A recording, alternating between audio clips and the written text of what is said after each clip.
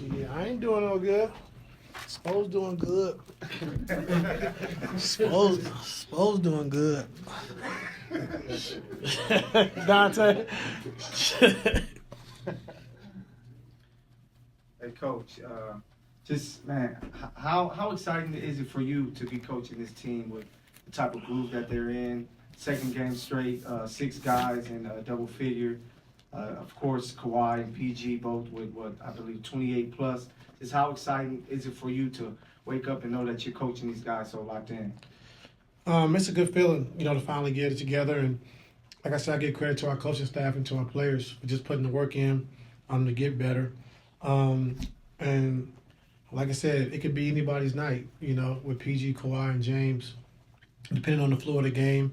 I thought they did a good job of, just switching up defenses and, firing, double teaming, and something we need to work on and get better at. We wasn't great at it tonight as far as execution against the double teams and against the fires, so we got to be better. But it was some good practice for us, getting a chance to just see it, so frequently throughout the course of the game.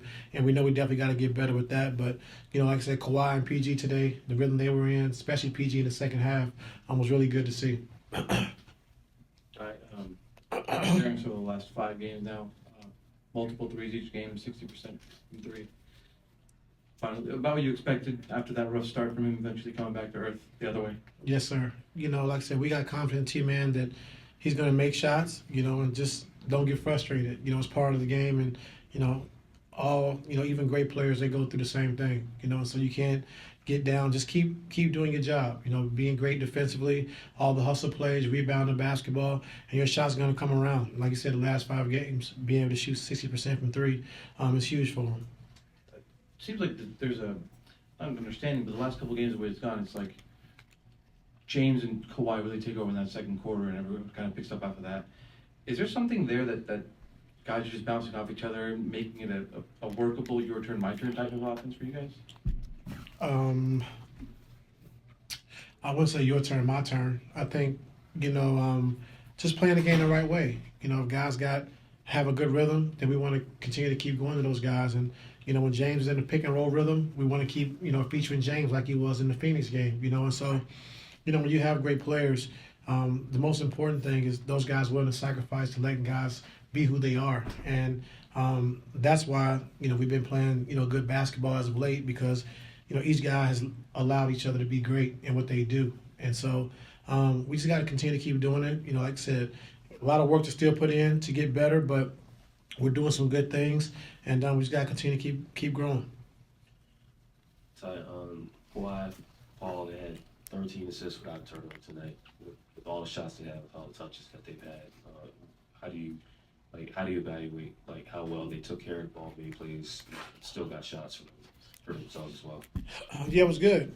Just especially with Toronto, where they was firing and double teaming, and for us to take care of the basketball when they were the ones getting double teamed, to have no turnovers and 13 assists was huge. And I think also just having, like I said, the ball in James' hands a lot to make sure they can come off, catch and shoot, making sure they don't have to overhandle and do too much is also good for us. Hey Ty, with the guys getting into a rhythm now, what's the challenge of making sure that they lean more on execution as opposed to their talent? And That's the challenge. We got to be better executing offensively across the board. Just everything offensively, we got to be better. We got to continue to keep getting better. And I know it's new for some of the guys, but execution was going to separate us from the good teams. You want to be a good team, you got to make sure you execute every single night. And when we get to the playoffs and the playoffs start, that's when your execution is tested. That's when you got to be great at execution. And and we still got a ways to go with that. Yeah, kind of building off that, T-Man said last week to me that when he looked at some of the best teams in the league, like he said Boston, they can do things with their eyes closed. Offensively, they can execute. What's kind of the gap between getting there for your guys, where it's not just talent that's winning you, helping you guys get buckets, but really it's execution between where you're at right now to where you want to be? What do you have to do to close that? I think half of it is great talent, and I think half of it is execution, and we got to be 100% execution, with our talent. and that makes for a dangerous team. I've seen dangerous teams that execute at a high level, and so we just got to respect, execution because, great players can score on anybody. Sometimes it just, it's too easy, and you don't really like. Why would I run and cut over there and I can just catch it and just shoot it? So like just understanding when you get to the playoffs, it's a whole different animal, and so we got to start building those habits. We're doing it, a little bit at a time, but we got to start progressing a little bit more as far as being better with our execution, what we're trying to do. You had changed some of the way you guys closed the first quarter and began the second, where it was Kawhi and Russ to end the first quarter, and Harden and PG.